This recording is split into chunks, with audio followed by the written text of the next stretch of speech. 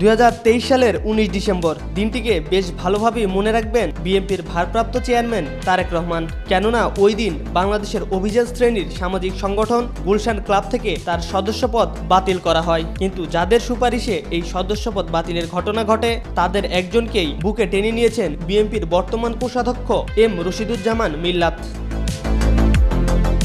জানা যায় ওই দিন গুলশান ক্লাবের পরিচালনা পর্ষদের এক বিশেষ সভায় তারেক রহমানের সদস্যপদ বাতিল করা হয়। মিথ্যা মামলায় বিএনপির এই নেতার যে মামলা হয়েছিল সেটাকে কারণ হিসেবে উল্লেখ করে পদ বাতিল করা হয়। এছাড়াও তাকে দেশ থেকে বিতাড়িত ঘোষণা করা হয়েছিল।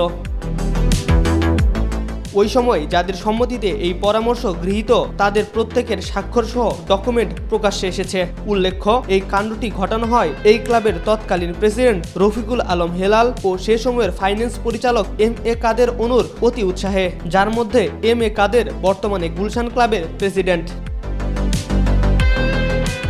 মজার ঘটনা হলো গুলশান ক্লাবের প্রেসিডেন্টের নির্বাচনে এই অনুকে জেতানোর জন্য সরাসরি ক্যাম্পেইন করেছেন বাংলাদেশ জাতীয়তাবাদী দল বিএনপির কোষাধ্যক্ষ এম রশিদুজ্জামান মিল্লাত। যে নির্বাচন অনুষ্ঠিত হয়েছে জুলাই অভ্যুত্থান ও স্বৈরাচার শেখ হাসিনার পতনের পর গত বছরের 21 ডিসেম্বর।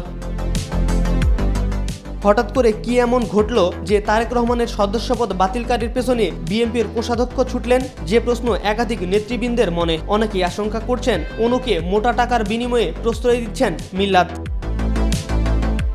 এম আর আকাশ, আজকাল।